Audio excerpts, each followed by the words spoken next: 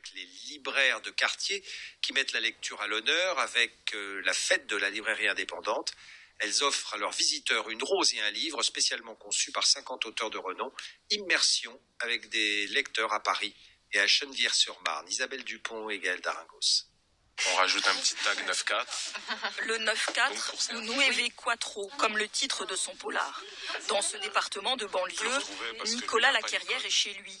Et venir dédicacer son premier livre dans cette librairie, c'est rencontrer un lectorat de proximité. Il y a une disparition, il y a du mystère. C'est quand même une histoire sombre, noire et violente. Et en fait, on se rend compte que le lectorat peut être très très large et que les gens sont très curieux et très ouverts en fait. Donc ça fait super plaisir. Et en plus, c'est des gens du coin, donc ça fait vraiment plaisir. À Chennevières, cette librairie est la seule de la ville.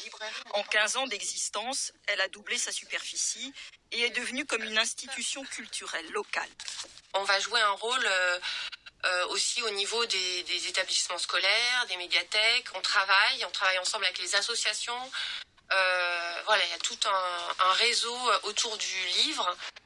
Dans le 15e arrondissement, cette petite librairie n'existe, elle, que depuis 4 ans. Mais les habitués savent très bien ce qu'ils viennent y chercher. Pour avoir des conseils et parce qu'on préfère soutenir les petits commerces et les commerces de proximité plutôt que les grandes enseignes. Essayer de nous orienter, nous suggérer, nous faire découvrir des choses qu'on n'aurait pas forcément lues sinon.